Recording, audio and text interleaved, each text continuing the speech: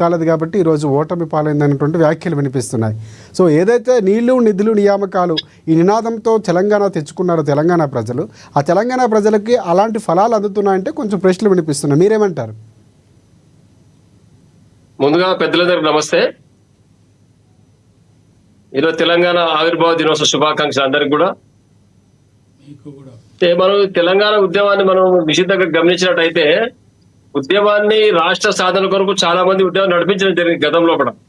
కానీ ఎవ్వరు కూడా ఈ యొక్క రాష్ట్రాన్ని సాధించే వరకు కూడా ఉద్యమాన్ని నడపకుండా మధ్యలోనే కాడి వదిలేసిపోయినారు. ఇది మనం గమనించాల్సిన విషయం.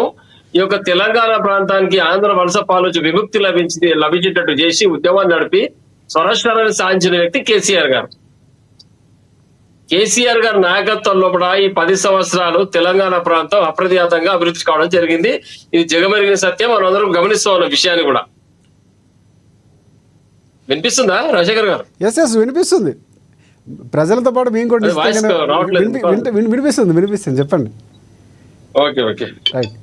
ఈ యొక్క తెలంగాణ అంశం 10 సంవత్సరాల లోపల అద్భుతమైన పథకాలు సాధించి తెలంగాణకు నిరంతరం విద్యుత్తు అందించే విధంగా తయారు చేసి ప్రాజెక్టు నిర్మాణం చేసి అన్నదాతల యొక్క జీవితాలు మెరుగుపడాలని చెప్పేసి వ్యవసాయం దండగానే నుంచి వ్యవసాయం పండుగనే విధంగా తయారు చేసి రైతుల యొక్క జీవన విధానాలు మార్పు చేసి బడుగు బలైన వర్గాలకు చేయూతను అందించి అద్భుతమైన సంక్షేమ పథకాలు ప్రవేశపెట్టి ఎవరైతే నిరుద్యోగులు 1,20,000 పైచీలకు ఉద్యోగాలు కల్పించి ఉద్యమకారులకు అవకాశాలు కల్పించి అదేవిధంగా కళాకారులకు భత్యాలు ఇచ్చి ఇవన్నీ ఇచ్చి 10 సంవత్సరాలు తెలంగాణను అద్భుతంగా పరిపాలన చేసిన వ్యక్తి కేసీఆర్ గారు. రాజకీయంగా ఎన్నో ఆరోపణలు చేసుకోవచ్చు. ఆయన కేసీఆర్ గారు ఏం చేసిర్రు, ఏం చేయలేదు, మాకు అది చేయలేదు, ఇది చేయలేదు. నీళ్లు నిధులు నియామకాల పేరు మీద 1,25,000 పైసలు ఉద్యోగాలు భర్తీ చేయడం జరిగింది. ప్రాజెక్టు నిర్మాణం చేయడం జరిగింది. అన్నదాత యొక్క జీవన ప్రమాణాన్ని పెంచే విధంగా ప్రయత్నం చేయడం జరిగింది. మహిళల యొక్క జీవన ప్రమాణాలను పెంచే విధంగా ప్రయత్నం చేయడం జరిగింది.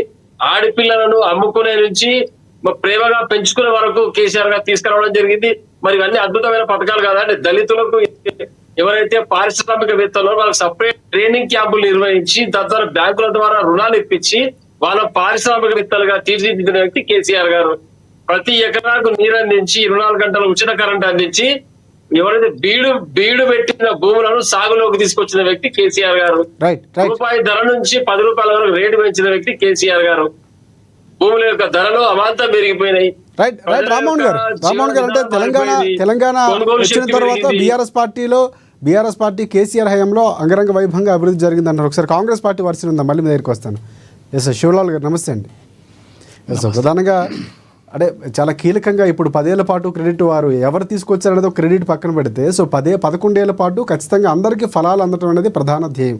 సో నాకు తెలిసినంత వరకు అందరికీ ఏ ప్రభుత్వం ఏదైనా తెలంగాణ ప్రజల కోసం పనిచేస్తే సో నిజమైనటువంటి విజయం అదే భావించవచ్చు. సో ఇక్కడ కాంగ్రెస్ పార్టీ మీరిచ్చారా వాళ్ళు ఇచ్చారా అనేది కాకుండా ఇక్కడ 11 ఏళ్ల పాటు రావాల్సిన అభివృద్ధి ఫలాలు అందుతున్నాయా తెలంగాణ ప్రజలకు అనేది నా ప్రశ్న. 3 పార్టీలకు సంబంధించి అదే ప్రశ్న. ముందుగా ఏఎన్ఎన్ న్యూస్ ప్రేక్షకులకు, మీకు ప్యానెల్లో ఉన్న వారికి నమస్కారం. అదే కాకుండా 11 సంవత్సరాలు పూర్తి చేస్తూ 12వ సంవత్సరంలో అడుగుపెడుతున్న తెలంగాణ ఆవిర్భావ దినోత్సవం శుభాకాంక్షలు అందరికీ.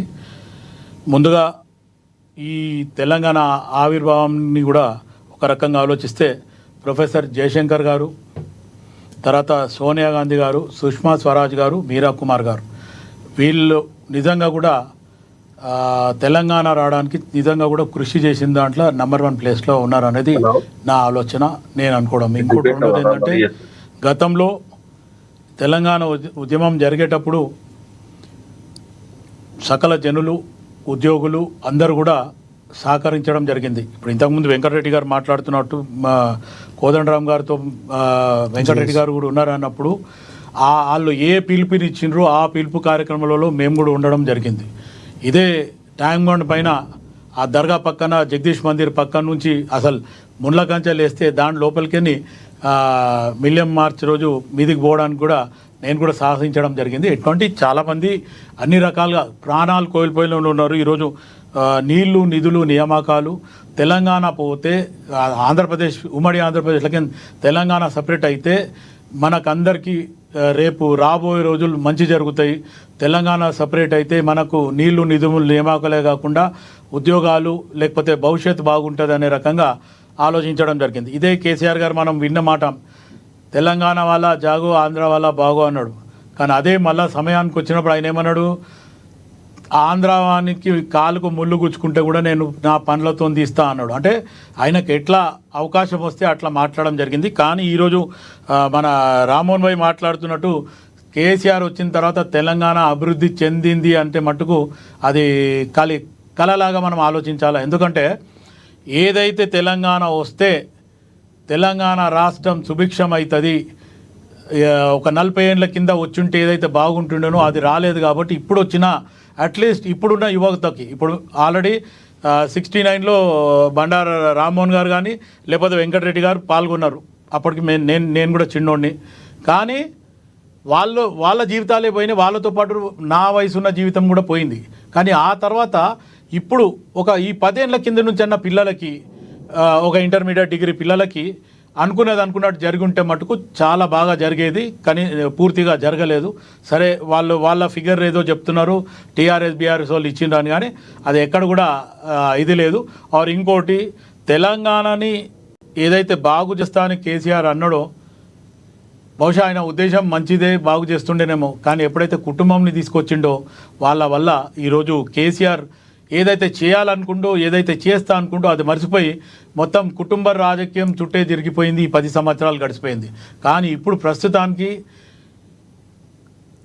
రాజశేఖర్ గారు అన్నట్టు ఏ ప్రభుత్వం వచ్చినా ఎవరు వచ్చినా రేపు ప్రజలకు ఎంత మటుకు మేలు చేస్తారు, ఆ పార్టీ వచ్చినప్పుడు వీళ్ళని తిట్టడం, ఈ పార్టీ వచ్చింది వాళ్ళని తిట్టడం అనేది కాకుండా నిజంగా కూడా తెలంగాణ